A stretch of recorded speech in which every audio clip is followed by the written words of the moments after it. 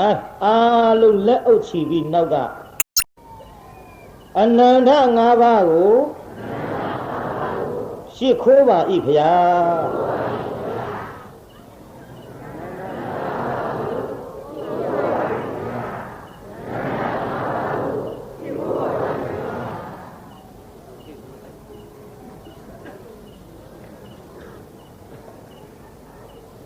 အနန္တ၅ပါးရှ िख ိုးပြီးတဲ့နောက်ဘုန်းကြီးတို့ဒီကနေ့1339ခုနှစ်နရောလဆန်း12ရက်နေ့ညအင်းစိန်မြို့ဘာရက်ကွက်ပါလဲအင်းစိန်မြို့ပိန်းနေကုန်းရက်ကွက်ဦးမဲကျောင်းတိုက်ဟုတ်ကဲ့ဦးမဲကျောင်းတိုက်အတွင်းမှာရှိနေတဲ့ပုံညမှုနိဇေရီတော်ကြီးပြီးမြောက်အောင်မြင်ရေးအတွက်တောင်းပန်လျှောက်ထားကြလို့ဒီကနေ့အစနေ့ဖြစ်ပါတယ်ဒီအစနေ့မှာအလုံးစုံတရားတော်မတွေအားဒီကနေ့ရှေ့ပိုင်းမှာဒါနကံဆိုင်ရာကိုဟောပြီးတော့ဝိပဿနာနဲ့ပတ်သက်လို့တော့ဇက်ကွက်ထဲမှာပဲဘုန်းကြီးဉာဏ်စဉ်တက်ပြီးပါမယ်ဒါနပြုတဲ့နေရာမှာတချို့ကလည်းဒီဒါနနဲ့ပတ်သက်ပြီးတော့ဟောအရင်တုန်းကပါပြိဿအတော်လေးဖောင်းနှွမ်းသွားပါပြီကြာသွားပါပြီဒါနပြုတန်တရားရှိတယ်တန်တရားရှိတယ်ဆိုတဲ့စကားလုံးတွေရေလဲနဲ့သုံးတော်လဲဘယ်သူမှလက်မခံလို့လှူတန်းနေကြတဲ့ဘုရားသားသမီးတော်အနေနဲ့အသုံးမပြုတာနဲ့ပျောက်ကွယ်သွားပါတချို့ကလည်းပုံညာပြီးကုံနာပဲရှိတယ်ကွာလူရဲဆိုတာကုံနာပဲကွာအဲ့ဒါလို့ဖြစ်တတ်ကြတယ်ပြီးတော့တစ်ခါပြောကြသေးတယ်ဒါနပြုတာဟာတန်တရားရှည်ပြန်တဲ့မရှိပါဘူးဒါနပေါ်တန်တရားရှည်တဲ့ပုံမှန်ကြီးကတမင်တက်တက်လာပြီးတော့အတက်လွဲနေခြင်းဖြစ်ပါတန်တရားရှည်တယ်ဆိုတဲ့ပုံမှန်ကဒါနပေါ်တက်ရမှာမဟုတ်ပါဘုန်းကြီးဥပမာပြောနားလည်ပါလိမ့်လက်သမားလုံးလို့ရလက်ကစားလုံးလို့ရအယောင်းဝင်နဲ့ရဘယ်လိုနည်းမျိုးနဲ့ရအဲ့ဒီရတဲ့ဝတ္ထုငွေ30ဆိုကြပါစို့အိတ်ထောင်နဲ့ထက်ဈေးရဲရှောင်းသွားပြီးလိုက်ရင်တောက်တယ်ချိုတယ်မြတယ်ရှာအဖွာလူတာတောက်တယ်ချိုတယ်စိတ်နဲ့အေးခေါက်ဆွဲစားတယ်စိတ်နဲ့ဤတယ်အဘားဆိုင်ဝင်ထိုင်တယ်မူးတယ်ငွေ30နဲ့ငွေ30နဲ့ငွေ30ကကျုပ်နဲ့ဘီလာရေတောက်ပါကျုပ်နဲ့ဖွာလူတာတောက်ပါကျုပ်နဲ့ခောက်ဆွဲစားပါကျုပ်နဲ့ဘားဆိုင်ထိုင်ပါလို့ရှာထားတဲ့စီးပွားရေးကြောင့်ရတဲ့ငွေ30ကမြန်ခိုင်းသလားပြုတ်ပြိဿကြီးပြောတယ်နော်ခမည်းတော်အတန်ပြော့သွားရင်ကျုပ်ကမကြဘူးကြီးထင်းနေဟုတ်တယ်လူမမာသွားသတိရလူမမာသက်တာဖြစ်တော့ဘေးကသွားမေးတယ်မင်းယောဂအခြေအနေပဲနဲ့တို့နဲ့သက်တာရလားလူမမာကအတန်ကလေးနဲ့ပြောရှာကျုပ်တော့ဒီတောင်ကကြုံမထင်ပါအတန်လေးနဲ့ပြောတယ်ပြီးတော့မေးတဲ့လူကအာမရတရားပြန်ထွက်လာတယ်ဘေးလူကစီးမေးတယ်ဘယ်နဲ့တော့ဟဲ့လူမမာအခြေအနေငါလူရဲတဲ့လူမမာအခြေအနေကတော့အတန်ကလေးနဲ့ရှိတော့တာသိမကြဘူးမောင်ရကျုပ်ကဒါကြောင့်ခမည်းတော်အတန်ကလေးများပြော့သွားရင်မကြဘူးကြီးထင်းနေတာပိဋကကြီးကြာမလားကြာမှာပါလို့ပါဟုတ်ဘယ်လိုစီလဲထွက်သွားတာတော့ကြာမှာပါဘယ်အလောက်ကကြက်သိမ်းထားစရာကြီးဘယ်လည်းမကြဘူးရဲ့လို့တကယ်မျက်စိလည်းပြောက်တော့ပိဋကကြီးကြာမှလားမကြာဘူးလားအဲ့ဒါလို့လှုပ်ဆန်းပါကြာမှာပါဒါကြောင့်အတန်ကလေးကြိုးစားထွက်ကြခင်ဗျားတို့ကအတန်ထွက်ခိုင်းတော့လေသိပ်ထူတာမဟုတ်ဘူးနှာကြိုးသုံးယောက်လို့တစ်ခါမေးလေဒီအတန်တစ်ခါမေးလေဒီအတန်မင်းလားဟိုနှာကြိုးသုံးယောက်ပဲရောက်တဲ့နှာကြိုးကအော်တယ်နှာကြိုးဆိုတော့နှာသံနဲ့ပဲညုံနဲ့ပဲညုံလို့ဆိုတယ် ပွဲဝင်မဲ့နှာကျိုးကလှမ်းခေါ်လိုက်ပဲညုံတဲ့နာအောင်လို့ဆိုတင်းချင်းတို့ငါမမြောင်နဲ့ကျောင်းသားမို့ငါကားနေလို့ခေါ်တာဘာပြောကောင်းလဲနှာကျိုးနှစ်ယောက်တတ်ကြနောက်တကြီးအိမ်ရောက်ထူးတကြီးကလည်းနှာပဲတကြီးကလှမ်းမေးလိုက်ဟာမနှုံးနာနဲ့နာနှုံးလို့ဆိုတဲ့ဥမဲ့ရိုးကြတယ်နောက်အမှုစစ်ကြီးတော့ဟဲ့နင်တို့ကနှာကျိုးမှုညာလို့ပြန်ရဟာလို့အကုန်ပြန်ထွက်ရထူးမှမထူးပဲနဲ့အမှုကနှာကျိုးမှုဘယ်သူမှဆုံးဖြတ်လို့မှမရပဲသုံးယောက်တလုံးကျိုးနေတာကိုဒါကြောင့်ခမည်းတော်အတန်ကလည်းတစ်ခါမေးလည်းမထူးတစ်ခါမေးလည်းမထူးဆိုနှာကျိုးသုံးယောက်လို့တော့မဖြစ်စီနဲ့ကဲဒါလေးသတိပေးပြီးတဲ့နောက်ပရိသတ်ကြီးအဲ့ဒီငွေ30ကကျုပ်နဲ့ဝယ်ပြီးတော့စားပါတောက်ပါလို့ခိုင်းရလားလို့မခိုင်းဘူးကိုစားခြင်းလို့ကိုတောက်ခြင်းလို့တောက်ဥပမာအဲ့ဒီငွေ30ကဘာနဲ့တူတယ်လဲလို့ဆိုတော့ဖယားလှူတဲ့ဒါနဘုန်းကြီးလှူတဲ့ဒါနအာသီလရဲ့လှူတဲ့ဒါနသရောင်းစားပေးတဲ့ဒါနခွေးကြွေးတဲ့ဒါနဘာပဲဖြစ်ဖြစ်ပေးတာစွန့်တာမှန်သမျှစသနာလက္ခဏာပါသောကြောင့်အဲ့ဒီလိုဘယ်ဒါနပဲပြုဘယ်ကုသိုလ်ပဲပြုအဲ့ဒီလိုလှူတဲ့ဒါနကငွေ30နဲ့တူပါတယ်တဲ့ငွေ30ဒီကျုံနဲ့ဝယ်ပြီးစားပါတော့ပါမခိုင်းသလိုခမည်းတော်လှူတဲ့ဒါနကတော့ဖြင့်ကျုပ်ဒါနကြီးပြုပြီးတော့လူပြေတောင်းလိုက်ပါခမည်းတော်များခိုင်းသလားပြုခိုင်းဘူးငွေ30လိုပဲအကျုံနဲ့နတ်ပြေတောင်းပါလို့တော့ခိုင်းသလားပြိဿခိုင်းပါဘူးဗျာအကျုံနဲ့ဗြဟ္မပြေတောင်းပါလို့များခိုင်းသလားခိုင်းပါဘူးဗျာမခိုင်းပါဘူးဘာလို့မခိုင်းတယ်လဲဒါနသည်ခိုင်းနိုင်တဲ့တတ္တိမရှိဘူးသူ့ကိုပြုတဲ့အကြောင်းကြောင့်မခိုင်းတော့လဲအကျိုးပေးနိုင်တဲ့ကမ္မတတ္တိလေးတော့သူ့မှာရှိကဲဒါဖြင့်ကောင်းပြီအဲ့ဒီလိုဒါနကမခိုင်းငွေ30လိုပဲပြိဿအတောင်းမခိုင်းတော့လဲခမည်းတော်ကလောဘဥစီးပြီးတော့ကထေခင်းနဲ့သင်္ကန်းကတဲ့ကြောင်းဆောက်တဲ့ဆွမ်းကျွေးတယ်ဆွမ်းလောင်းတယ်ဒီဒါနတွေပြုပြီးတော့လူချမ်းသာပရိသေဧကရေစัจ wari မန္တဆိုတာဒါနကမတောင်းပေမဲ့ခမည်းတော်အစ္ဆတတန်တံမှာတန်မြာရှိအောင်အတောင်းခိုင်းနေတာကလောဘပြုတ်ပြည်သားကြီးဟိုချမ်းသာတွေတောင်းတာဘယ်သူကတောင်းတာတော့ဒါနကဟုတ်ကဲ့လားဒါဖြင့်ဒါနပြုတန်မြာရှိတယ်ဆိုတဲ့ပုံမှအတက်လွဲနေတယ်တန်မြာရှိတယ်ဆိုတဲ့ပုံမှကိုလောဘကိုပြောင်းတက်လိုက်တော့တန်မြာရှိအောင်လုပ်တာဒါနမဟုတ်ဘယ်သူလဲလောဘပြည်သားကြီးဘယ်သူတို့မျိုးဒါဖြင့်နောက်လောဘဥစီးပြီးတော့လှူအောင်မလားပြည်သားလောဘဥစီးမလှူရင်ပရိသတ်ကြီးတန်တရားရှိပါဦးမလားရှိပါဘူးဗျာဒါဖြင့်ဒါနပြုတန်တရားရှိတယ်ဆိုတဲ့နှမျောဝန်တိုတဲ့လူများပြောတဲ့စကားမဟုတ်ဘူးဆိုတာတော့ရှင်းသွားပါလားရှင်းပါပြီဗျာရှင်းသွားလို့ရှိရင်ဒီကနေ့ဒါနနဲ့ပတ်သက်တဲ့ဇတ်ထုတ်တစ်ထုတ်ခေါ်ကြစို့ဒါနနဲ့ပတ်သက်တဲ့ဇတ်ထုတ်ကဘုန်းကြီးတို့ဓမ္မပဒကထုတ်ခေါ်မှာဖြစ်ပါဓမ္မပဒဘိက္ခုဝက်ပြင်ဆက်ကဒါယကပုံနာကြီးကိုဘုန်းကြီးဟောမလို့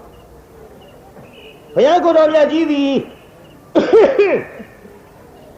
ဇေရဝံကျောင်းတော်မှာတရင်သုံးတော်မူစဉ်အခါမြတ်စွာဘုရားဇေရဝံကျောင်းတော်တရင်သုံးစဉ်သာဝတ္ထိမြို့မှာပြင်ဆက်ကဒါယကလို့အမည်ရတဲ့ပုံနာကြီးရှိပြင်ဆက်ကဆိုတာပြင်စအက်ကဒါယကပေးငါးပါးသောမုံမြတ်မြတ်ပေးတတ်တဲ့ပုံနာလို့အဲ့ဒါလို့ခေါ်ပါပဲပြင်ဆက်ကဒါယကဆိုတာဘုန်းကြီးတို့ငါးပါးသောမုံမြတ်မြတ်ဥဖြာဖြာလှူတတ်တဲ့ပုံနာလို့ဒီအဓိပ္ပာယ်ရဒီအဓိပ္ပာယ်ရတော့ဒါကိုဘုန်းကြီးတို့တနည်းအားဖြင့်နားလည်အောင်ဇတ်ထုတ်နာမည်လေးတက်လိုက်မယ်ဆိုရင်မပေးဆိုတဲ့အမိအဖြစ်ဇတ်ထုတ်တက်လိုက်တော့ရွှေမန်းတဲ့မောင်ရဲ့ရွှေခွဲမဟုတ်ပါဘူး ဒီနေ့ဘာဇတ်ထုတ်ဟောမှလည်းမေးရင်လူတိုင်းနားလည်အောင်ဖြေကြတော့ပေါ့မပေးဇတ်ထုတ်ပါဗျာဒေသကြီးဒီနေ့ဘုန်းကြီးဘာဇတ်ထုတ်ဟောမှာတော့ဆိုလို့တော့ကောင်းနော်မပေးခံကြကဲဒါဖြင့်ကောင်းပြီအဲ့ဒီတာဝဋ္ဌိမြို့မှာ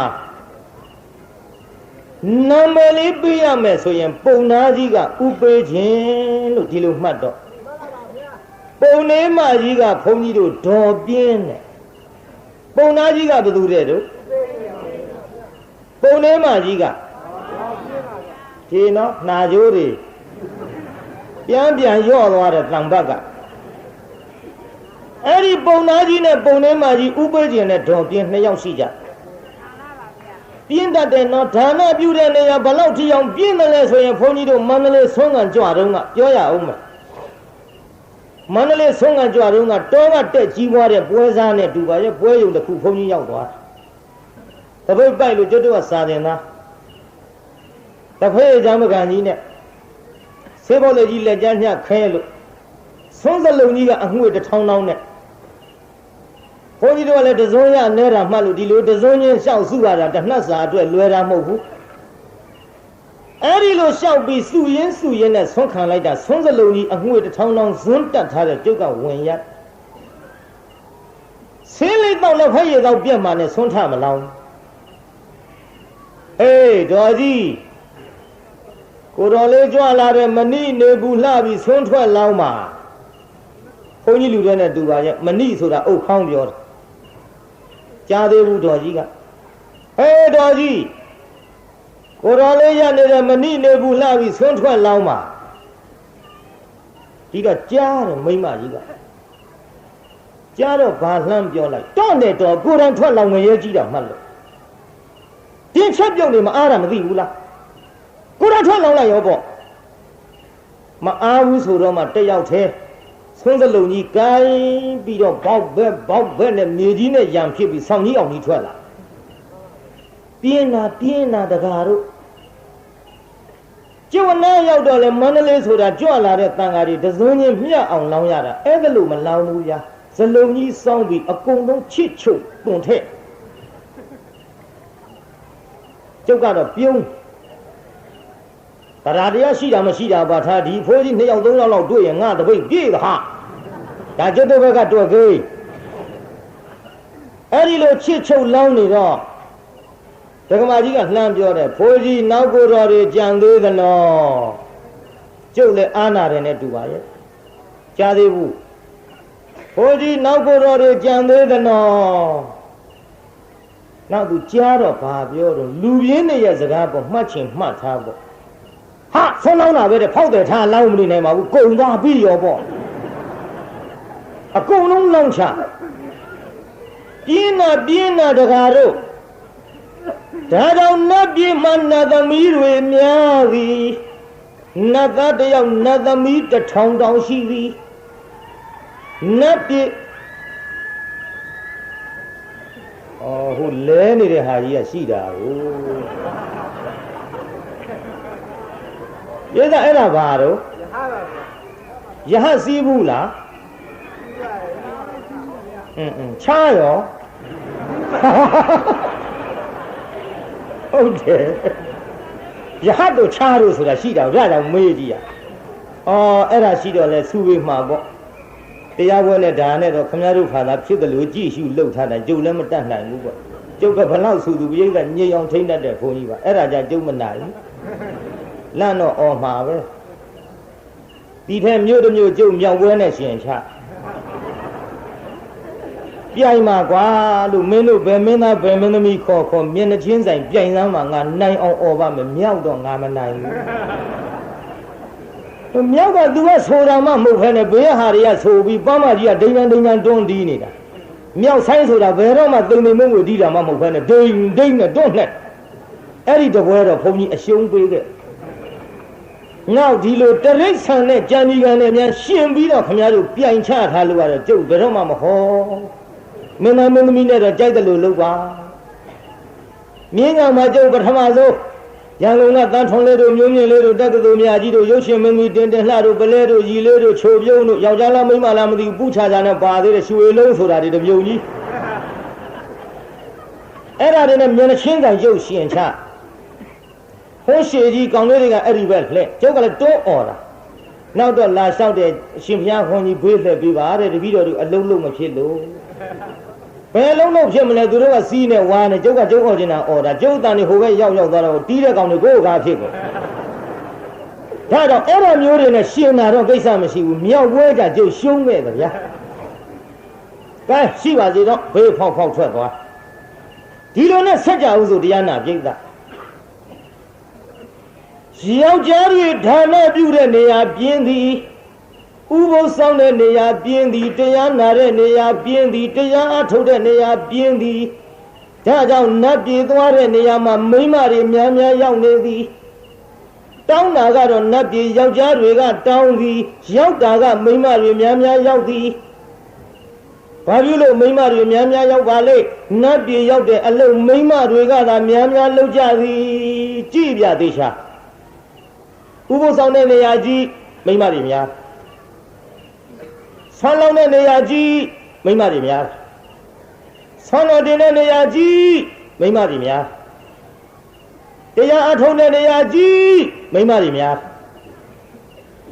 တရားနာတဲ့နေရာကြီးမိန်းမတွေများရုပ်ရှင်စာပွဲကြီးအဲ့ဒါတော့မပြောဘူးရဆောက်ထိုးမှစိုးရသေးတယ်ကိုအဲ့ဒီနေရာလဲများတာပဲပြိဿမိန်းမတွေနေရာတကာများနေသည်ဘာဖြစ်လို့များတာလဲလို့ဆိုတော့များကိုများလို့မြို့သူမြို့သားတွေပါရန်ကုန်တို့အင်းစိန်တို့မခေပါဘူးဘာတွေများတာတုံးဆိုတော့ကျွတ်တူကိုင်းဟိုဟာတွေများတာပေါ့ဘယ်လောက်ထိများတော့ကျုပ်ပြောရှေးတုန်းကရိုးမြေကြဆိုသည့်အလောက်တလင်တမယားနဲ့အသက်သေးကြသည်လင်းသေးတယ်မယားအိမ်တော်မပြုဘူးမယားသေးတယ်လင်းနောက်ထပ်အိမ်တော်မပြုဘူးငါသားသမီးတွေပထွေးနဲ့မိရွေးနဲ့ဒုက္ခဖြစ်ချီရဲ့တကယ်ရိုးမြေကြပါလားဗျအခုတော့သူတို့မြောက်ပေးတဲ့စကားလေးကရှိနေတယ်အိုးတဲ့ဒါကတော့တပင်လဲလို့တပင်ထူတာပဲလဲလို့ထူတာပင်လို့ယူတာအကြောင်းမဟုတ်ဘူးမလဲပဲနဲ့ဘွက်ပေါက်နေတာကျွတ်တို့တိုင်းပြီဘာလို့ဒီလိုလဲခင်ဗျားတို့အသိဆုံးရထဲနေတာကျွတ်တို့ကခင်ဗျားတို့တဝက်တောင်မသိဘူးမလဲပဲနဲ့တောင်ကျွတ်တို့တိုင်းပြီဘွက်ပေါက်နေပါသဖြင့်ဒီကာမေတုမိစ္ဆာစရာကံကြီးကြောင့်ယောက်ျားဖြစ်တဲ့လူနဲ့ပြီးတော့မိန်းမဖြစ်တဲ့လူတွေများကုန်လို့များကိုများတယ်ဆိုတာကြုတ်ပြောတဲ့ဟိုဘွက်ပေါက်တဲ့ဟာတွေများနေသည်ရှင်းရလားကြုတ်ပြောတာမရှင်းရလဲနားကိုကြုတ်တို့မိချစ်ဆန်နဲ့ဘာနဲ့မလုံနဲ့နဘွင့်ကြီးကြီးတန်မိုးနဲ့ကလော်ထုတ်တစ်ခုခုပိတ်နေလောက်ဟုတ်တယ်လေဒါလောက်ပြောလို့မှမရှင်းပိတ်နေလောက်ဒီထဲသူတို့ကပြောသေးတယ်မနတ်ပြည်တောင်းတော့ပေါ်ကွာတယ်နတ်သားတယောက်နတ်သမီး1000နဲ့1000မှန်းတောင်း1000မှန်းတောင်းလားမတောင်းနဲ့တကားတို့နတ်သားတယောက်နတ်သမီး1000ဆိုအဲ့ဒီနတ်သားတဲသက်တာမယ်မဟုတ်ဟိုစဉ်းစားကြည့်ရတာကိုကွာအလူပြေမိမ2ယောက်ယူတဲ့လူတွေဘယ်လောက်ပလီရတော့နတ်သမီး1000ဆိုအဲ့ဒီနတ်သားပလီနေရတာနဲ့ငါတို့တော့အိပ်ရလိမ့်မယ်လို့မထင်များဒါကြောင့်ငါမသက်တာဘူးပြောတယ်မယ်ဒီတဲ့သူတို့ကဆင်ကြေကံလေးအိုးတဲ့နတ်သမီး1000မေဒီဘာဖြစ်တုံးနဲ့လူပြေလူဆန်းရှာစီရှာတိုက်တဲ့မော်တော်ကားဝယ်ရေဝယ်နဲ့ဘာမှရှားဖွေလုတ်ကံကြွေးရဘူးတဲ့ရှားဖွေမကြွေးရဘူးတဲ့နတ်သားတယောက်နတ်သမီး1000ပဲမဲ့ဟဲ့လုံးမကြွေးရဘူးကွာတဲ့တို့လူပြေဖြစ်ဟမ်မကြပါဘူးကွာတဲ့မိန်းမလေးတယောက်ရပါတယ်ဆိုရလဲပူညံဟောတာပေါ့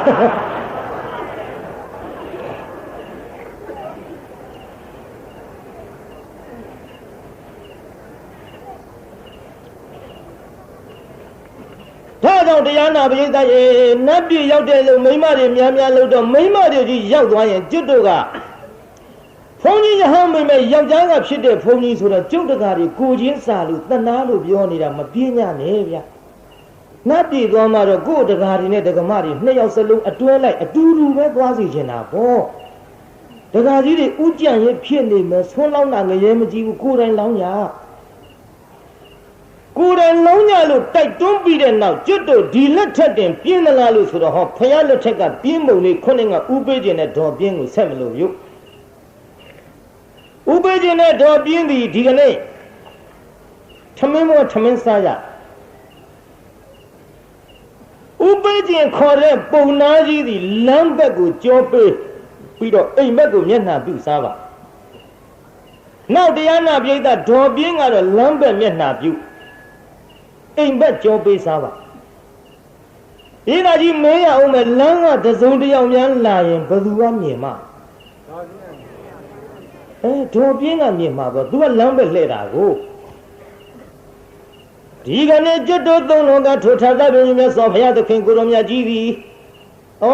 မုံမုံမြတ်မြတ်၅ပါးကိုလှူတဲ့ပုံနာကြီးလင်မယားထံငါဘုရားကြွမှာပြင့်လိုက်မယ်ထင်တယ်ငါဘုရားကြွကသူတို့ဒီမတ်ဖို့ရမယ်ဥပနိဒေယရှိမရှိလို့ကြည်တော်မူလိုက်တဲ့အချိန်ခါမှာမတ်ဖို့ရမယ်ဥပနိဒေယမြင်တော်မူသဖြင့်ဘုရားကြွလာဒီပုံနာကြီးဥဖြားဖြားလှူပုံလေးကိုကိုင်းတရားနာပိဋကကြီးနောက်ကလိုက်ပြီးတော့ဆိုစမ်းလက်ချိုးပြီးတော့ကောက်ရိပ်သိမ့်တဲ့အခါမှာကောက်ရိပ်ဥလှူသည်တလင်းနေသောအခါမှာတလင်းဥလှူသည်တလင်းတွင်ဗန္ဒာပြုသောအခါမှာ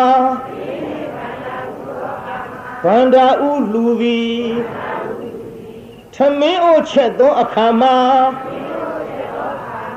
ထမင်းအိုဥလှူသည်ထမင်းခူသောအခါမှာထမင်းခွက်အူလှူသည်ဥဖြားဖြားဘယ်တော့မှကိုအရင်မစားဘူးတဲ့ဗျဥဖြားဖြားအဲ့ဒီ၅ခုကိုလှူလို့သူပြင်ဆက်ကဒါယကပုံနာတဲ့မြန်မာလိုပြောတော့၅ပါးဥဖြားဖြားမုံမုံမြတ်မြတ်လှူတဲ့ပုံနာကြီးတဲ့ခင်ဗျားတို့နားလည်အောင်ပေးထားတဲ့နာမည်ကတော့ဘယ်သူတဲ့တို့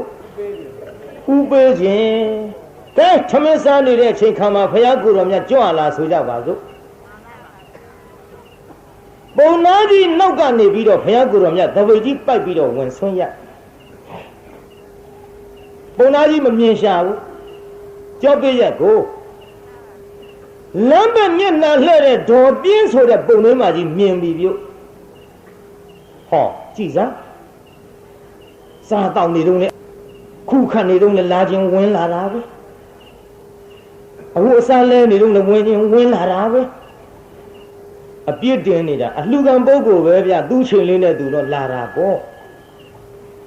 ဒီက12နာရီကကြော်ရင်ဘုန်းကြီးတွေဆုံးခံလာရလားလာပါဘူး12နာရီအတွင်းကောအဲ့ဒီချိန်လေးတော့လှူနိုင်အောင်ပဲရှားဖွေထားပေါ့လာရတဲ့အချိန်လေးကြည့်ဟိုမှာလာရတဲ့အချိန်ကလေးကြွလာတာစားလုံးမလားဘယ်ချိန်လာမလဲဗျကြည့်ခုဖယားကြွလာတာကိုကြည်သားစားတော့တောက်တုံးနဲ့လာတာပဲမမြင်အောင်ဆောင်တဲ့မျက်ခွန်လေးဖုံးပြီးတော့ဘုရားကိုယ်တော်မြတ်မကြွဘူးနောက်ပုံထဲမှာကြီးကကြွပါလားလို့မျက်ခွန်လေးလှန်ကြည့်လိုက်မကြွဘူးဒုက္ခပဲဒါကြီးမပေးသူဇွတ်ကနေတော့မှာမပေးသူဇွတ်ကနေတော့မှာခက်တယ်ငါပုံနာကြီးကလည်းလူတန်းအင်မတန်ဝါဒနာပါတယ်ကောင်းရိပ်သိမ်းတဲ့ချိန်လှူတဲ့တလင်းတဲ့ချိန်လှူတဲ့တလင်းတွင်ဘာနာပြုတဲ့ချိန်လှူတဲ့ထမင်းအိုးချက်တဲ့ချိန်လှူတဲ့ထမင်းခူးတဲ့ချိန်လှူတဲ့ဒါကြောင့်သူပြစ္ဆက်ကဒါယကလို့တော့အမိတွင်းနေတယ်တရားတရားရှိတဲ့ပုံနာကြီးများစားနေတုံးမြင်သွားရင်ထလှူတော့မှာထလှူလိုက်ပြန်ရင်လည်းပဲထမင်းမလောက်ရင်ငါပြန်ချက်ရမှာပြင်းလာပါပြီထမင်းကလေးချက်ရမှာကစပြင်းကျွတ်တော်ပရိသတ်ထဲအဲ့ဒီလိုဒကမာကြီးတွေပါသလားပြုမပါဘူးပဲပြောပါဘာမှမပါပဲ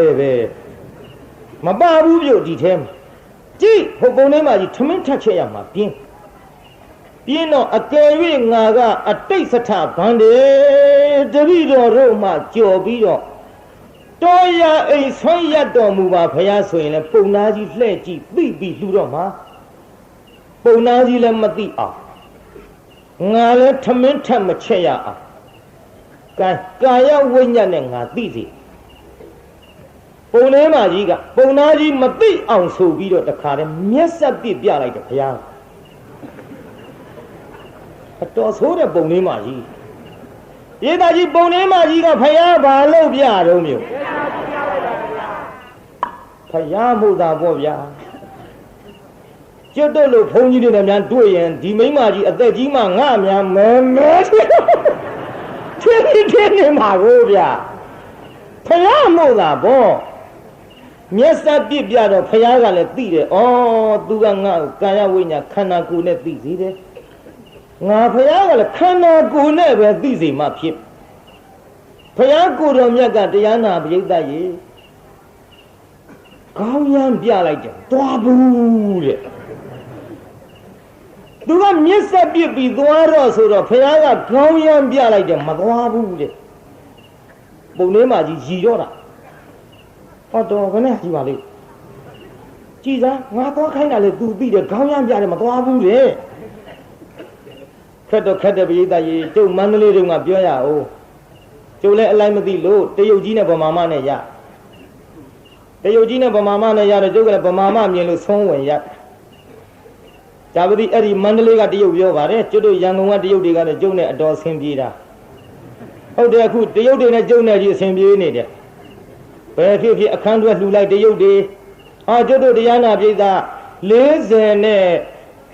နှစ်ကျုပ်သက်စိတ်ကိုရည်မှန်းပြီးတော့45ပါးဒုံလဘယဟန်ကံမွေးကြီးကလူဦးရေ1000မှာရန်ကုန်ကအများကြီးပေါက်တယ်လာကြတယ်ပြည်သားတစောင်းလုံးလာကြီးနေကတော်ကလေးရက်ရွှေ့တာလည်းသတင်းစာထဲကျုပ်ထဲပါအဲ့ဒီတစောင်းလုံးလာကြီးနေက45ပါးယဟန်ကံမွေးကြီးကျုပ်ငွေ6000ခွဲလောက်ကုန်သွားပါအဲ့ဒီပွဲကြီးကျင်းပတဲ့ရန်ကုန်ကအများကြီးလာကြရန်ကုန်ကအများကြီးလာတဲ့ထဲမှာတရုတ်တွေအများကြီးပါလာအခုဒီကနေ့ကျုပ်ရှင်ဖျားတဲ့တပည့်တော်နိဗ္ဗာန်ကြောပို့ရစီဆိုပြီးတော့ကားနဲ့လိုက်ပို့တယ်မောင်ကန်ညွန့်ဆိုတာဟိုဝတ်ရှက်လုပ်နေတယ်တရုတ်လေးပဲတော့ခောက်တော်ဝင်ရဲ့သားဒီမှာကျုပ်ကိုလိုက်ပို့တယ်ကမာရွတ်ကအပြန်လဲလားကြူပါမယ်အေးမင်းကုသိုလ်ယူခြင်းပို့ပေါ့ကွယ်လို့အဲ့ဒီလိုတရားနာပြေးတာရန်ကုန်မြို့ကတရုတ်တွေပြောတာမဟုတ်ပါဘူးမန္တလေးတရုတ်ကြီးပါဒါလဲစကားခံထားရသေးကျုပ်ကဗမာမအမြင်လို့သပိတ်ကြီးနဲ့ဝင်ရတော့တရုတ်ကြီးကသတင်းစာကြည့်ရင်ကျုပ်မြင်တော့သတင်းစာကြီးနဲ့ထောင်ပြီးအထက်တိုးပြီးပိတ်သွားနောက်တစ်ခါသွားပါလားလို့သတင်းစာပြန်ချမသွားမှန်းသိတော့ပြန်ပိတ်နောက်တစ်ခါပြန်ချကျုပ်ကလည်းမသွားဘူးမသွားတော့တရုတ်ကြီးကျုပ်စိတ်ဆိုးတယ်တော့ဗမာလူလှမ်းပြောတယ်ဟဲ့ဘုန်းကြီးဆွားတယ်ကျုပ်ကလည်းမဆွားဘူးအဲ့လိုမသွားဘူးကျုပ်မသွားတော့တရုတ်ကြီးစိတ်ဆိုးတယ်တရုတ်လို့ဆိုရင်ကျုပ်သိမှာမဟုတ်ဘူးဟဲ့ဘုန်းကြီးသွားဆိုငါမဘုန်းကြီးမစားဘူးလားတဲ့အဲ့ဒီကျုပ်ဒေါသဖြစ်ပြီးဘာပြောကောင်းလဲကတ္တရာလောင်းမောသပိတ်ကြီးချပြီးအဲ့ဒီတရုတ်ကြီးကျုပ်နောင်ချင်းဝင်ချအဲ့ဒီကြမှာဗမာမထွက်ပြေးလာစောစောကသူ့ဗမာပဲလောင်းနိုင်ရင်လည်းမြန်မြန်လောင်းလို့မလောင်းနိုင်လို့ကြော်စုံဆိုတတ်ရင်လည်းဟိုဘာသာကြားပဲဆိုတတ်မှာတော့သူ့တရားနာပြေးတာကြော်စုံဆိုလိုက်လေသူ့တရုတ်ကြီးကျုပ်လည်းဒီလိုမခံရပြီဘူးပေါ့အခုတော့ကျုပ်ငါမဘုန်းကြီးသွားလို့ဆိုတော့လက်သီးနဲ့ဝင်ထိုးတော့မှဟောထွက်လာတယ်ဗျာခင်ဗျားတို့ပြောကြပါတယ်ဗါတဲ့မရထီတော့တကားတို့ဘာကြည့်ဓာကြည့်အေးကွာမရထီတော့ဓာကြည့်တယ်လင်းထီတော့လည်းမိမတွေကြည့်စရာတစ်ခုခုတော့ရှိလိမ့်မယ်ကွာအဲ့ဒါကြောင့်ဒီဗမာမထွက်ပြေးလာတာရှင်မယားတိခမဖျားဘာသာချင်းမတူလို့ပါဗျာတိခမဖျားမသိလို့ပါဗျာနဲ့ရှင်မယားတပည့်ကြီးအမြင်မတော်ပါဘူးဖျားနဲ့မဲ့ကျုပ်တပည့်ကြီးကတ္တရာလမ်းပေါ်ကသွားကောက်ပြီးတပည့်ချီလေးနဲ့တင်းဆွေးနေလောင်ပြီးတော့ဒီကနေ့ကစပြီးရှင်ဘုရားထိုင်ကိုယ်တော်ဖြစ်နေခြင်းကြွပါဗျာမဆိုးလို့ဘူးတရုတ်ကြီးနဲ့ကျုံတယ်လည်းနောက်အရင်အဆင်ပြေသွားတယ်ပြိဿဒါကြောင့်တရားနာပြိဿရေသွားဆိုတဲ့ကိစ္စမသွားလို့ရှိရင်ရည်ရင်လဲရည်ခြင်းစိတ်ရင်လဲဆိုးဖို့ပြိဿဟိုမှာဖယားဆိုတော့လည်းစိတ်မဆိုးဘူးပြိဿအတော်ဇွဲကောင်းတဲ့ဟာကြီးဆိုပြီးပုံလေးမှကြီးခွက်ထိုးခွက်လာရည်ရောပြုရည်တော့ပုံသားကြီးမလုံဘူးငါထိုင်တာအဆင်မပြေလို့လားရည်တော့သူမလုံဘူးပေါ့ပြင်းထိုင်လို့ဒီဟိုကရည်တော့မယ်အောက်ကဟာလည်းမဟုတ်ဘူးဘာပါလိမ့်နဲ့သူနှခမ်းမြန်ထမင်းလုံးလေးကတ်နေလို့လားနှခမ်းတရက်ပြီးတော့ပြန်စားရည်တော့မယ်တန်တော့ပုံထဲမှာရည်တာထူးတယ်ငါခေါင်းပေါ်တဲ့သူကြည့်ရည်နေတာမဟုတ် ငါခေါင်းအထက်2300မြင့်နောက်ဘုရားကိုယ်တော်မြတ်ကြီးကလည်းတရားနာပြေးတာရောင်ကြီးတော်6သွဲအယောင်တွေလွှတ်လိုက်တော့အဲ့ဒီအယောင်နဲ့သူ့မျက်စိနဲ့အတိုးပုံထဲမှာကြီးခေါင်းတော်2300ကြော်ကြည့်တာကိုသိကျင်လို့နောက်အလှည့်လိုက်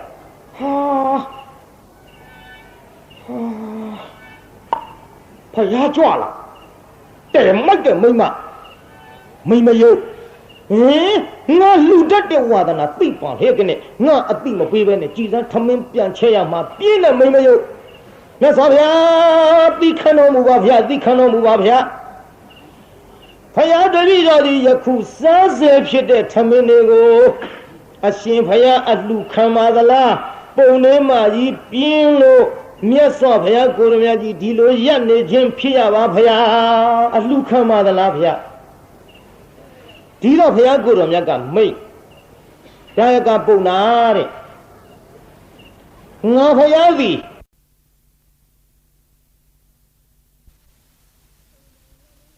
ပိဏံလဝေထ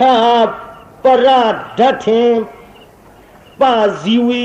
လို့မြတ်စွာဘုရားအဲ့ဒီတိုင်းဟောဘုရားတဲ့ငါဘုရားတို့မှာပြေတော့နည်းနည်းလေးတော့အာယုပြုနားထောင်နော်ဟိုမြတ်စွာဘုရားဘယ်ထိအောင်မိတ်ရှိတယ်လဲလို့ဆိုတော့ပုံနာတဲ့သူတပားတို့ပေးတာကျွေးတာကိုမှီပြီးတော့အသက်မွေးရသောပိဋ္ဌာနဲ့တူသောငါဘုရားတို့မှာတဲ့ဗျနားထောင်ကြည့်စားမြတ်စွာဘုရားကိုယ်တော်မြတ်ကြီးကမိတ်နေတာသူတပားလူတာကမ်းတာပေးတာကျွေးတာကိုမှီပြီးအသက်မွေးရတဲ့ပိဋ္ဌာနဲ့တူသောငါဘုရားတို့မှာတဲ့ဗျကျွတ်တို့ဘုန်းကြီးတွေဘာဘဝင်မြင်းစရာရှိတယ်ဘာဘဝင်မြင်းစရာရှိတယ်တင်းရောင်ရောင်လက်လက်နဲ့ဝင်းပြောင်ဝှက်နေတာကျွတ်တို့ပိုင်မဟုတ်သူများလှူထားကျွတ်တို့ပိုင်တော့ဘာတစ်ခုမှမရှိဘက်ထဲထမင်းတွေဘလူကျွေးထားတယ်လူတွေကျွေးထားဝိတ္တသင်္ကန်းတွေဘလူဝယ်ပေးတော့ဘလူလှူတော့လူတွေလှူထားကျွတ်တို့စီးတဲ့ကားတွေဘလူလှူထားတော့အတန်ရက်ဆက်တွေကက်ဆက်တွေဘလူလှူထားတော့တိုက်ကြီးတာကြီးကြောင်းကြီးတွေဘလူလှူထားတော့လူတွေလှူတာနဲ့အသက်မွေးရတဲ့ယဟန်တန်ဃာတွေဟာပရိသတ်ကြီးဘုံဝင်မြင့်စရာလိုသလားပြုခြီပြားထောက်စရာကောလိုသလားပြုပြည်သူပိုင်ပစ္စည်းနဲ့ကြီးပွားရတယ်ကျွတ်တို့ဘုန်းကြီးတွေကနိုင်ငံရေးမဟုတ်ဘူးပြည်သူတရားတော်တွေလှူတဲ့ပစ္စည်းကိုသုံးဆောင်နေရလို့ကျွတ်တို့ကပြည်သူပိုင်ပစ္စည်းကျွတ်တို့ပိုင်တဲ့ပစ္စည်းမှန်တယ်ဗျမှန်ရလားဘုန်းကြီးပြောတာဒါကြောင့်ဘဝင်မြင့်စရာကျွတ်တို့မှာဘာမှမရှိခြေပြားထောက်စရာလည်းမရှိဘူးမာနကြီးစရာလည်းမရှိဘူးဖယားကိုယ်တော်ရဲ့ရွှေရလောက်ကထုတ်ပြီးတော့သူများလှူတာနဲ့အသက်မွေးရတဲ့ပိဋ္ဌာနဲ့တူသောငါဖယားတို့မှာပုံနာတဲ့ဥဖြားပြားလဲအလှခံတယ်ဟဲ့စားစဲလဲအလှခံတယ်ကွစားကျွင်းလဲအလှခံတယ်ကွဘုရားဒီတိုင်းမိတ်သို့တော့ဒီနေရာလေးလာလိမ့်မယ်နော်သို့တော်ဆိုတဲ့နေရာဆက်နာထောင်မှာမဆုံးသေးတဲ့စကားလုံးပြောမလို့သို့တော်ဆိုရင်မဆုံးသေးဘူးဒါပေမဲ့ဆိုရင်ကြံသေးတယ်နေပါအောင်ဆိုရင်မသွားနဲ့ဟောဆိုကားတောင်ရဗမာစကားတော့ရှုပ်တာ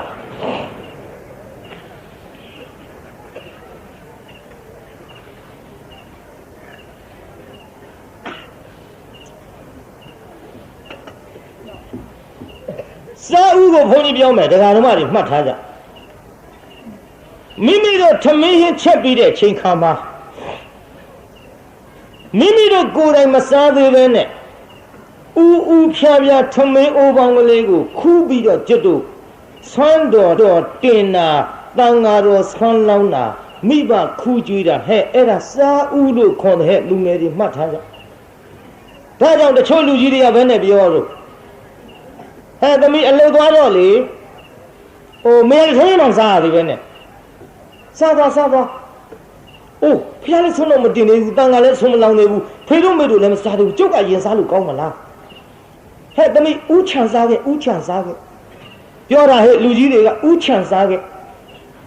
သမီးတဲ့အပေါ်ပိုင်းကဥဖြားလေးကိုခုခတ်ချံပြီးတော့မှငါသမီးစားသွားရတယ်တဲ့အဲ့ဒါဥချံစားခဲ့အခုတော့စကားကပြောင်းသွားတယ်ဥချစားကြဆိုတဲ့အတိုင်းဥဖြားကြီးကုန်ချကြိတ်ကုန်တော့တာပဲပြုစကားပြောင်းတော့သူတို့လည်းပြောင်းကုန်ရောမိဘတို့လည်းဘာမှမတွေ့ဘူး မေအားတဲ့အသားဝါးနိုင်မှာမဟုတ်လို့တဲ့အသားကိုသမီးစားလိုက်တယ်တဲ့ပြော့ပြော့နေအခောက်ကလေးအစီလေးတော့ကြမ်းပါရဲ့ကောင်းတယ်ဥဖြားဖြားကြီးသူတို့ကကြိတ်လဲကုန်ပြီထားတော့ဟဲ့ငန်းကြီးများနှမများမိတို့ကအလုတ်သွားစရာရှိတယ်ဆိုရင်ဖယားဆွမ်းတော်မတင်ရသေးလို့ဆွမ်းတော်တင်ရအောင်တန်ဃာတော်ဆွမ်းမလောင်းရသေးလို့ဆွမ်းလောင်းရအောင်မိဘမစားရသေးလို့စားရအောင်ဆိုပြီးတော့ဥဖြားဖြားလေးခုခတ်ခြံပြီးတော့မှစားသွားကြပါအဲ့ဒါစားလို့ရတဲ့ဟဲ့ဒါကြောင့်စားဥဆိုတာတော့ပရိသတ်ကြီးသဘောပေါက်သွားပါပြီကိုမစားခင်လှူတဲ့ဥဖြားဖြားပရိသတ်စားဥဆိုတာသိပလားသိပါပါကဲစားစဲကိုနည်းနည်းပြောကြအောင်ဆိုစားစဲဆိုတာတရားနာပရိသတ်ကြီးသမီးနဲ့ပကံများတဲ့ကလေးလိုဘလပွေနေပြီးတော့ဟင်းစားတွေနဲ့မတတ်မပြန့်စားနေတော့နှိုက်လှူတာမဟုတ်ဘူးတဲ့ဗျို့ဘယ်လိုလှူရမလဲဆိုတော့စားစဲလှူပုံလေးနားထောင်သွားကြသမီးစားတော့မဲ့ကြံကလေးကတပိုင်းကိုတန့်ထားပါတဲ့ဗျဟိုဘက်မိဘက်ကသမင်းကိုစားမဲ့ကြရင်ဟိုဘက်တပိုင်းကိုတန့်ထားလိုက်အကယ်၍များငါသမင်းစားနေတုန်းအလှူကံပုဂ္ဂိုလ်ကြွရင်လှူနိုင်အောင်လို့တမင်သက်တန့်ထားအဲ့ဒီလိုတန့်ထားလို့ကိုကဟင်းစားဟင်းနာဒီဘက်သာရှိတယ်ဟိုဘက်တန့်ပြန့်တပိုင်းတန့်ထားသဖြင့်သမင်းစားနေတဲ့ချိန်ခါမှာတန်ဃာတော်ကြွလာရင်တန့်ပြန့်ထားတဲ့ဟိုဘက်တပိုင်းကိုလက်ဆေးပြီးတော့ခေါ်တယ်လို့ပကံများလေးစောင်းပြီးတရက်လှူလိုက်ပါလှူလို့ရတယ်သဘောပေါက်ကြလားအဲ့ဒါစားစဲသိပလားပြိဿကြီးသိပါဗျာကလေးတွေလိုဘလဝေးနေထားတာတွေကိုအဲ့ဒါကြီးတွေထဲလှူတာမဟုတ်ဘူးအဲ့ဒါမျိုးတော့ကျတို့ဘုန်းကြီးတွေလည်းမစားဘူးစားစဲလှူပုံလေးပြောတာတန့်ပြန့်များနဲ့ဗျာစားကြတဲ့ကိုကစားနေတော့လှူနိုင်အောင်တမင်သက်တန့်ထားတဲ့စားစဲသဘောပေါက်ပလားပြိဿသဘောပေါက်ပါဗျာကဲစားကျွင်းကိုပြောကြအောင်ဆိုစားကျွင်းဆိုတာပကံများတဲ့ထမင်းတွေစားပြီးတော့တလုံးတဆုပ်ကလေးကိုကြမ်းနေတာမကုံမအဲ့ဒါဖုံးကြီးလှူတာပြောတာမဟုတ်ဘူးနော်စားကျွင်းထမင်းအိုးတဲ့ထမင်းခူးကလေးကဟင်းအိုးတဲ့ဟင်းခက်ကလေးကဟင်းအိုးတဲ့ခက်တဲ့ဇွန်းနဲ့ထမင်းခူးထမင်းအိုးခူးတဲ့ရောင်းမနဲ့ငပိကျော်ဒဲအိုးတဲ့မကော်ဘူးဒီလိုမျိုးတန့်ပြန့်ငါတို့မိသားစုတအိမ်လုံးစားပြီးတောင်မှတန်ဃာတော်များသပိတ်ပိုက်ပြီးကြွလာရင်တန့်ပြန့်လှူနိုင်အောင်လို့တမင်သက်တန့်ရှင်းချွင်းချန်ထားတာကိုအဲ့ဒါစားကျွင်းလှူတယ်တဲ့ဗျတအိမ်လုံးစားပြီးတော့လဲလှူနိုင်ပါတဲ့ဗျာသဘောပေါက်ရလားပြိဿကြီးသဘောပေါက်ပါရဲ့ဗျာဒါဖြင့်စားဥတို့စားစဲတို့စားကျွင်းတို့သိပါလားသိပါရဲ့ဗျာတချို့ကဗျာမတောက်တစ်ခေါက်ကျွတ်တို့စိတ်ဆင်းရအောင်ဟိုစကားကြီးကပေါ်လာသေးတယ်မကောင်းကြောင်းပို့တယ်မလုံးပါနဲ့ဗျာမကောင်းတာကြီးမှတော့မပို့ပါနဲ့ဝက်သားကြက်သားဘဲပေါင်းစိတ်ကင်လေးဆိုတော်သေးအခုတော့မကောင်းကြောင်းပို့တယ်အဲ့ဒီစကားကြီးဘယ်သူမှစပြောမှမသိစပြောတဲ့လူလည်းမရှိပါဘူးအခုတော့မြစ်ထဲမျောသွားတော့ပါပြီတော့ဒါကြောင့်တရားနာပြိဿစားဥစားစဲစားကျွင်းငါဖယားစီဒီလိုအလှခံတဲ့ကွဲ့လို့မြတ်စွာဘုရားကိုရောမြတ်ကြီးမိန့်တော်မူတဲ့ဒေသနာကိုနာကြားရသဖြင့်ဟောစားစဲဖြစ်တဲ့ထမင်းတွေကိုဆွမ်းဖြစ်တဲ့အကုန်ထလှူပါတယ်ဗျာလှူပြီးတော့မြတ်စွာဘုရားကိုရောမြတ်ကြီးကိုကတော့မြတ်စွာဘုရားကိုရောမြတ်ကြီးကတော့ပုံနှင်းမကြီးကလည်းအဲ့ဒီချိန်ကြတော့ကတော့တယ်ပြိဿရေကျုပ်စိတ်ထဲအောင်းမိတယ်အဲ့ဒီစာဖတ်တုံးကနှစ်ယောက်စလုံးပုံနာကြီးနဲ့ပုံနှင်းမကြီးဟိုကုန်းပြီးရှစ်ခိုးနေတော့နှစ်ဖူးနဲ့ခြေထောက်နဲ့ကလည်းနီးနေတာတလောက်ပြင်းတဲ့ပုံနှင်းမကြီးဖယားမူတာပေါ့ကုန်းရှစ်ခိုးနေတာနှစ်ဖူးနဲ့ခြေထောက်နဲ့ကလည်းနီးနေတာဒီပုံနှင်းမကြီးဖယားမူတာပေါ့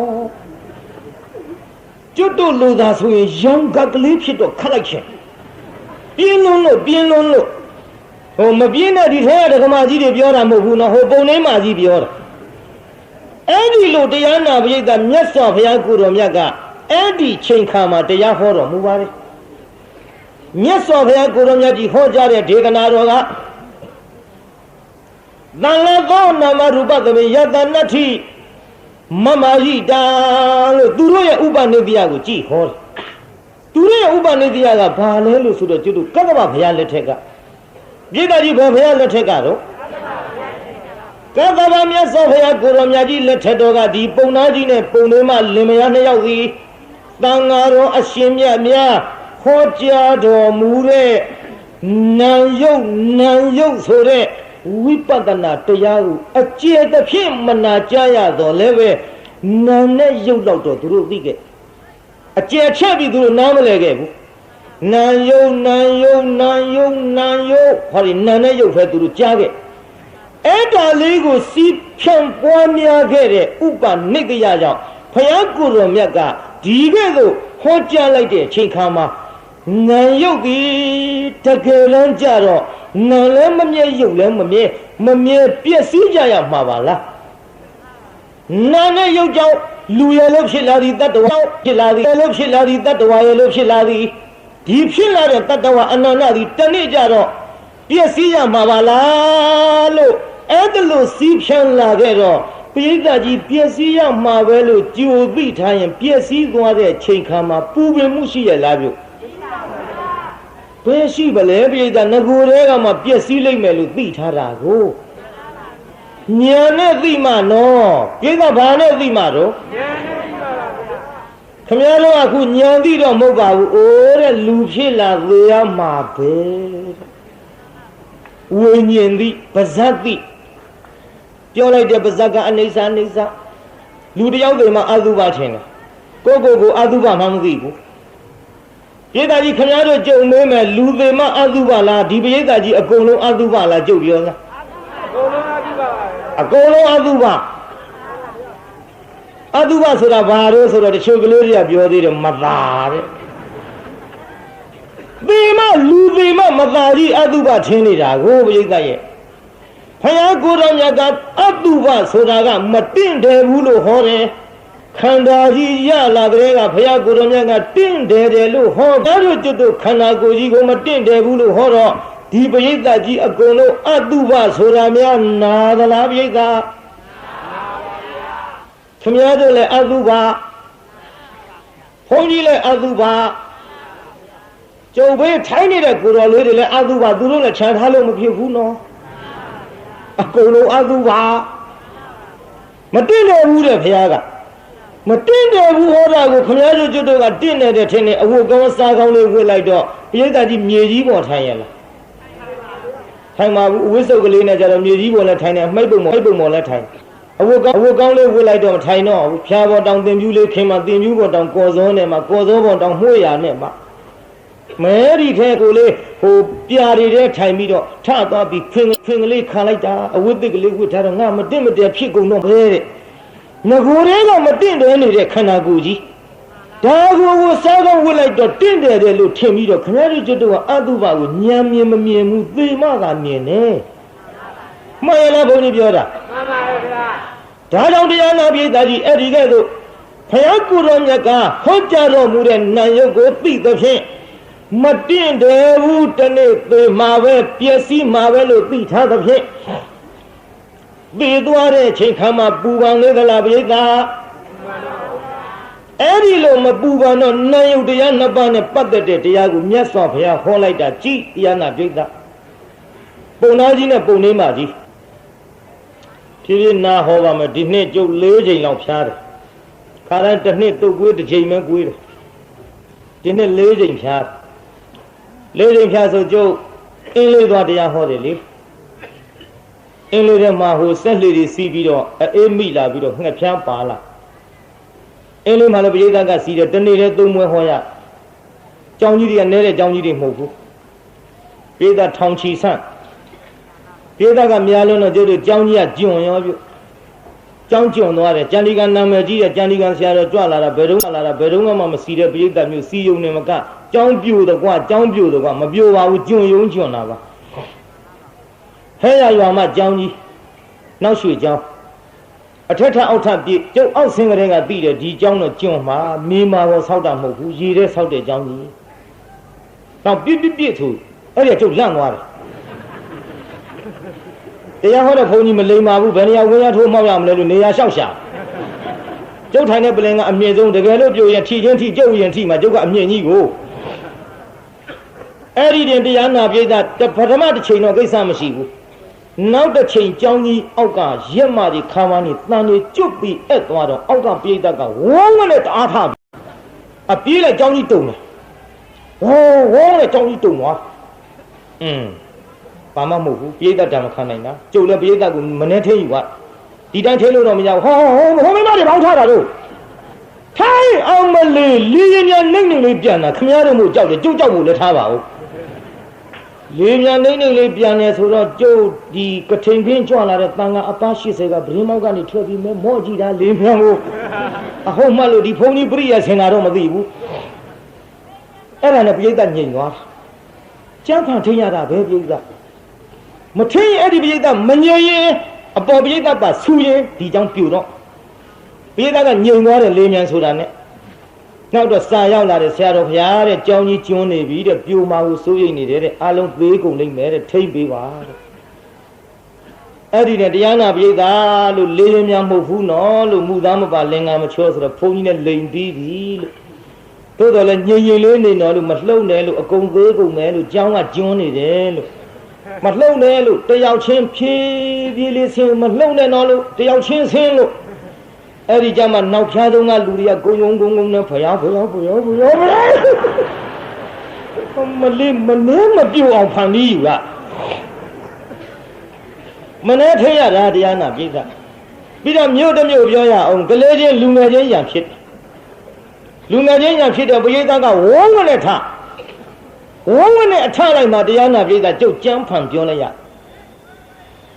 ဟောပြိဿထိုင်လို့ဘာမှမဟုတ်ဘူးလို့ဟိုမှာဖိုးကြီးတယောက်မမြင်မကန်းနဲ့မျက်စိမှုံနဲ့သေးချောင်းမွေမှတ်လို့ခုန်တာဆိုအကုန်ထိုင်းကုန်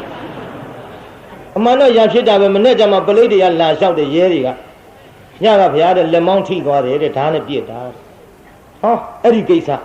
တိုင်မထင်းလို့ရိုးဆိုရင်ပြေးကြလွှားကြတက်နေတာနဲ့သေပေဘူးလားလို့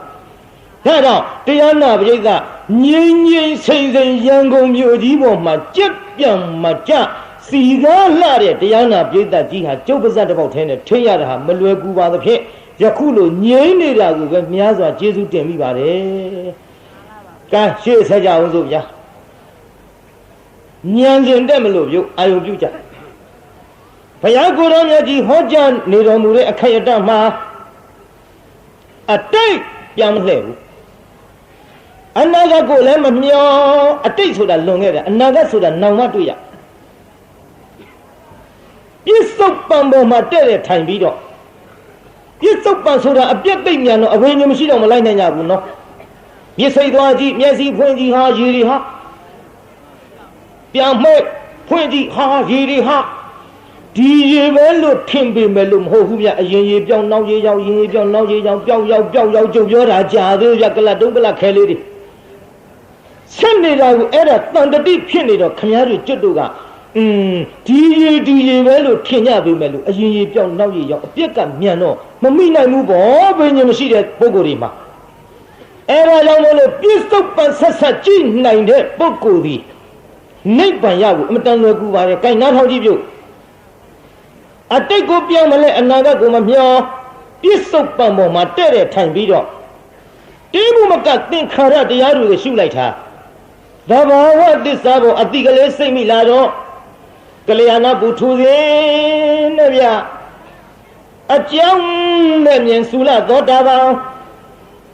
လက္ခဏာအစအဆုံးနဲ့အတိကလေးစိတ်ပြီးတော့ကမှကြာစေယုံနာကလေးပေါ်မှာလက္ခဏာသဘောလေးတွေမြင်လာပြန်သမ္မသနာခေါ်တဲ့ညာလက်ချိုးထားစမျိုးတစ်ချောင်းကြည်ရင်အကြည့်မခံသဘာဝကဖြစ်ပြလျင်မျိုးဟယုံနိုင်ပြီးဥဒယဘယခေါ်တဲ့ညာဘယ်နှချောင်းလုံးမျိုးကြည်ရတော့ယုံနိုင်ငါဖြစ်ပြမြောင်သိညာကမယောင်လိုက်နိုင်အဘိညာမရှိလို့မယောင်မလိုက်နိုင်တော့ဖြစ်တာတွေပျောက်ပြီးတော့ပြတ်တာတစ်ခုတည်းသဘာဝပေါ်ရောက်လာတော့ဘင်္ဂ ညာဘယ်နှချောင်းလုံးညို့လောကကြီးတစ်ခုလုံးပင်လယ်လေးရေစုံနဲ့ခတ်တော့ဇွန်းတွေကတွေငန်းငန်းပြီးတော့ပင်လယ်တစ်ပြေလုံးရှိတဲ့ရေတွေထို့အတူငန်းတယ်လို့သိပြီးတော့ခဲ့တော့ဗဟိတယုံနံတွေကပါအစ္ဆဒယုံနံကခြေလို့ပင်လယ်ရေစုံတွေကငန်းတယ်လို့တဲ့ဗျအစ္ဆဒဟာယုံနံအပြက်ကိုမြင်လိုက်တော့ဗဟိတယုံနံအပြက်တွေကိုပါမြင်တော့လေဒီမှာပရိသတ်အာကိုခြင်းတရားလည်းမရှိဒီယုံနာပြုပြင်းရပါပဲဒီယုံနာရဲ့ဒါတဲ့ကျွတ်တို့လေဒီစတော်ကြီးကငါတလုံးနဲ့သုံးနဲ့ကျဲသုံးလွဲမြုံလိုက်ဘုံတကိုက်တုံးဟုတ်တဲ့ဆိုကြအောင်မြူလောက်ကမှမချမ်းပူလျံကတောင်ကြီးအမြဲနဲ့တစေမဆဲငဲချွေတော့အပယ်မီကအပြီးကုန်စင်ဘုံတခွင်လေးတွင်လောက်မြဲပြောင်နဲ့တိုက်ရှိပါပြီအမိုက်ကဝတ်နွယ်ကမ္မဝကိလေသာဝဝိပါကဝတောင်းတရဲ့လုပ်ရတွေ့အောင်မတဲ့ပြုတ်အမိုက်ကဝတ်နွယ်ဖြစ်မစဲငါးဒွါရအာယုပြုလိုက်တော့လေဟောအခုတရားနာရင်မျက်စိနာလျာကိုအဖြစ်မစဲအတိအာယုကလေးတွေနဲ့လဲပြီးတော့မှာဒါကငါကျွဲတလဲမလို့သူကသာမောက်တော့တယ်နောက်ကလာဖမလာလဲအခါခုရင်းတစ်ခုကဝင်ကြလေအခုလိုပဲတဲ့တရားတော်ကောင်းတဲ့မိုးခြင်းမဲနဲ့အိုမနာခြင်းမဲနဲ့နာမသွေးခြင်းမဲနဲ့တွေ့ပြီးတော့အခါခုရင်းတစ်ခုကဝင်ကြဟာလေတင်ခတ္တရိယုံနာရဲ့လို့ဆံများနဲ့ခြေပြပြုပြရပါပဲဒီယုံနာ